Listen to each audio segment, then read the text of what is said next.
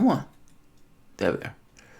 I'm always enamored, and when I say enamored, I mean greatly dislike the commentary sometimes that goes for CNN, because I know in my head that this guy's getting $1 million to give this commentary that is not all that good or is not all that tethered to reality.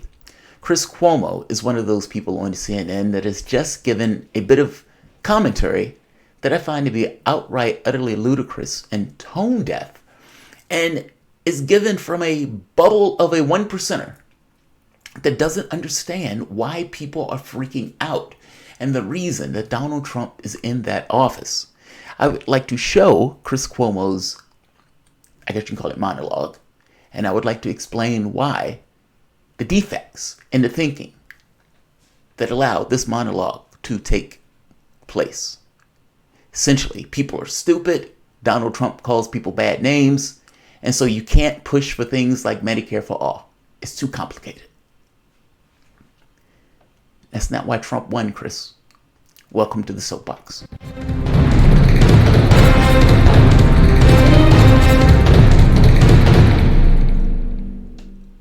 My name is Jamarl Thomas. This is the Progressive Soapbox. Guys, if you dig this content, please like, share, subscribe. You can always support PayPal or Patreon. We like to say even $1 helps because these videos are instantly demonetized. I had a really good interview with Ben Norton. That video is choppy, but the text and the audio is there. Half of that video is gone. I have no idea what half of that video is. I've petitioned YouTube to see what's going on with that. YouTube doesn't really have all that good capabilities in order to help you from the standpoint of a video. And I've put a thing out for Team YouTube. That was a really good video, and I'm greatly annoyed that the audio is missing. Nevertheless, let's go into this particular one. Chris Cuomo. I'm snapshotting this as people are stupid. Trump calls people bad names, and so you shouldn't go for complicated things like Medicare for All. I think that is ludicrous, but I'm going to let him make his pitch. Dense and hyper-ambitious M4A, Medicare, and the dense and hyper-ambitious M4A, Medicare for All talk seems to miss the state of play. It's like working on pretty footwork and your style when your opponent is standing there with a shotgun. Remember, this is a big part of why Trump won in 2016. Hillary, rotten Clinton. Rotten Clinton. Little Marco. Lion Ted Cruz, low energy Jeb Bush. Crooked Hillary Clinton. Crazy Bernie. Insults, not insights. Simple, not sophisticated. Look, Bloomberg getting in suggests not so much that he thinks he can win. I don't know where he's getting that from, but that this field can't. His top advisor said, Mike is increasingly concerned that the current field of candidates is not well positioned to defeat Trump. The Democratic nominee has to be properly armed for the onslaught that's coming. What does that mean? You've got to answer. Question number 2. Are you speaking the language that America wants to hear right now? No offense, but again, this dense talk and sophisticated policy plans of $1 trillion here and $1 trillion there in 3 years versus 5, and I'm going to take your health care. This is about not being the rabid right. Do you do that if you are seen as an equal opposite of radical left? Single payer or not? Medicare for all versus Medicare for all who want it. This is dense in times of determined simplicity. This may be dense to you.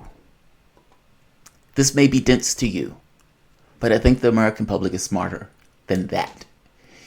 This argument is ludicrous on a few points, right? Trump's pollster, last election, Sanders would have won that election.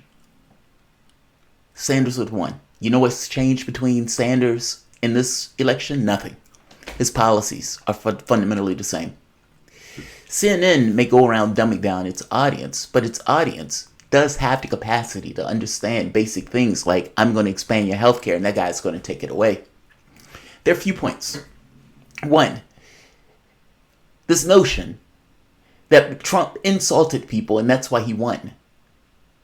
That's not why he won, Chris. The public had been screaming for something else. In the Obama election in 2008, what was Obama's catchphrase? Hope and change. He didn't deliver that, but that was his catchphrase. They wanted something fundamentally different. If you remember, during Obama's presidency of the quote-unquote hope and change presidency, who ran on this notion of big, expansive, visionary ideas.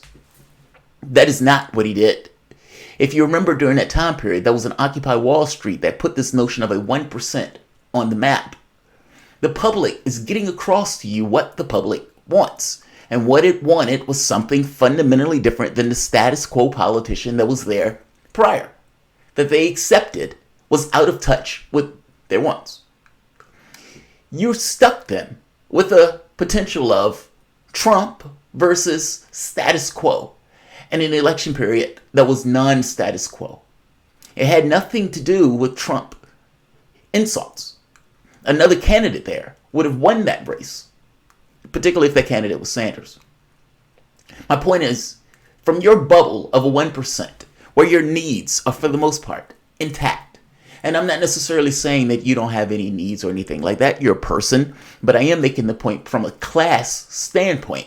Your positioning in the world and your vulnerabilities in the world are fundamentally different than the vulnerabilities that most people in this world deal with, especially in the context of the United States. You have one candidate who is essentially status quo, a status quo. It was one of the most hated politicians before Trump got into the election. That candidate, as a status quo candidate, ran against the person who, whatever you want to think of him, looked to be fundamentally different than what else was there. And in an election year like that, they went to Trump. It wasn't the insults. You might have focused on that as media because, again, you focus on little trivialities. But it wasn't the insults. The insults is just what you guys focused on because of the larger questions about the economy and the needs of the individuals in a society ran by the wayside from your capitalistic instincts of whatever you can use for fire. Your analysis misses the boat. That's my point. What you're focusing on misses the main point, not insults. The insults was just a side note in regards to the way Donald Trump communicated. Yes, simplicity does work, but Medicare for All is very specific in what it is. You use that as one of the examples of being too complicated to understand. I'm going to expand your healthcare. This guy tried to take away your healthcare. You're not going to have any copays or deductibles. That's my vision. That's what I'm trying to accomplish. That's not complicated. You guys gave Donald Trump hours, apparently billions of dollars worth of media attention. And you're shocked that the candidate that got all that media attention, that was an anti-establishment candidate in an anti-establishment year that ran a populist campaign, in some cases, outflanking Clinton on the left. And you're shocked that he won. This is kind of my point of saying bubble. The other people who weren't in that bubble could see what was going on. You guys could not. This is a class difference. A secondary point. Electability is not separate and distinct from vision. In fact, not just not separate and distinct, instrumental in vision. You can have a helter-skelter campaign where you guys race to the bottom and attacking the other candidate, but you can also have a campaign that says, this is what we're going to do. We're going to the moon. And no, I'm not saying literally, but I am saying from the standpoint of a visionary campaign that looks with this notion of this is what we're going to do, this is what we can be. The public, which is my point, want something fundamentally different. It didn't want the old status quo, and that hasn't changed right now. One of the campaigns, meaning the Sanders campaign, making the argument for Medicare for All or climate change, these are big ideas. But these big ideas can be explained, and it is the job of the various campaigns and the organs of that campaign to explain those ideas and make the pitch as to why one idea is better than the other. The notion that the public is too stupid to understand it is nonsense. The public has various reasons for voting for the various candidates that they want in a particular election. They may not be the people that you agree with. You may not even agree that their reasoning is right. That's irrelevant. It is still the responsibility of the campaigns to explain their points. My point is that the reason Clinton lost had nothing to do with Trump doing insults or nothing to do with the public being stupid. It had everything to do with the public realizing it was being screwed and wanted something else. 90% of the wealth, 95% went to the top 1%. 90% of the elections that are won by the side with the most cash. Think about that. Your elections are, for all intents and purposes, being chosen by wealth. 0.1% of the public owns more wealth than the bottom 90%. Like, I'm trying to put this in context to you in a sense of why the public would react in the way that the public would react. The public understood all of the labor that takes place from the standpoint of what we do in order to make the society work, and the wealth just being expropriated to the top, and politicians glad-handing, and then turning around and, for all intents and purposes, letting them go bust while Wall Street gets protected. I don't take it that you're making this argument insincerely.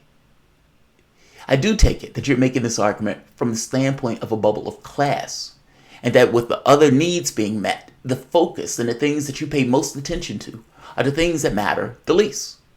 Yes, Donald Trump is gross in regards to his manner.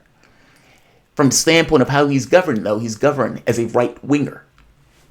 But the things that you guys focus on, even from the context of the election, often deals with a horse race. You honestly believe that Donald Trump just throwing around insults is the thing that won Donald Trump that election. And think about what you're saying for the moment.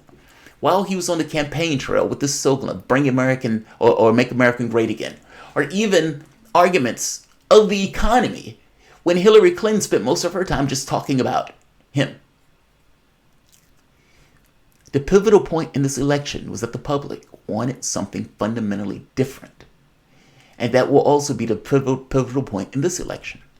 And things like Medicare For All can be straightforwardly explained. Things like climate can be straightforwardly explained. And yes, the Republicans will always create some kind of hay in order to attack the opponent. That is always true.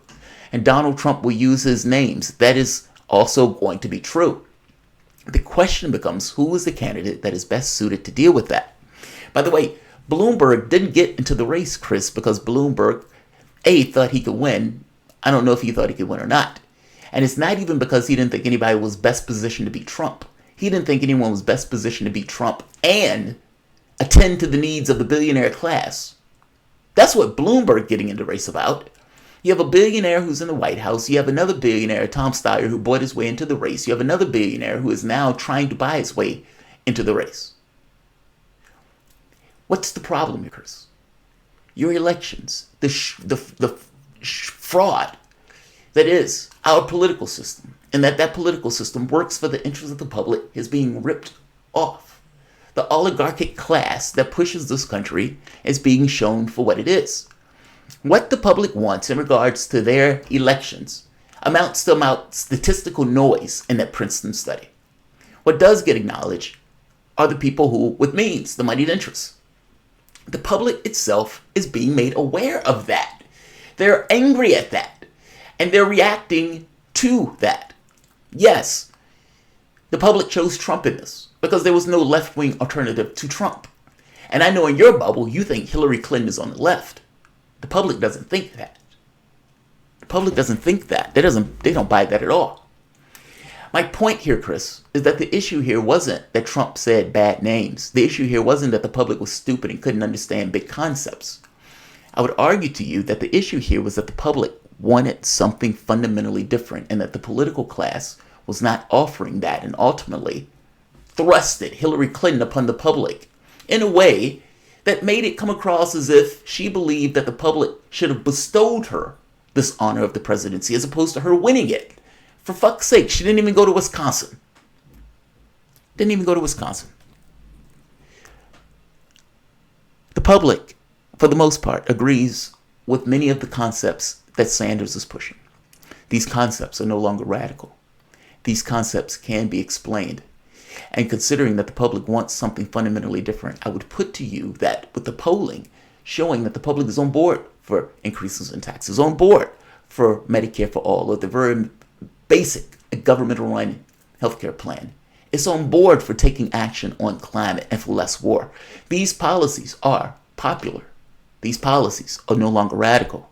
And these policies are being pushed by somebody in the race who is a true believer and that the public believes is a true believer and trusts them on these issues of being honest. I would point out to you, Chris, that the issue here is not bad names. The issue here is not that the public is stupid and can't understand things like Medicare for All. The issue is that the public actually did want something visionary. And that is not in any way antagonistic to electability. They are intrinsically linked, but linked in a way where vision brings electability with it, especially in the time frame where we are and in this type of electoral period. Chris Cuomo getting $10 million to say ridiculous things. Like, share, subscribe. Thanks all.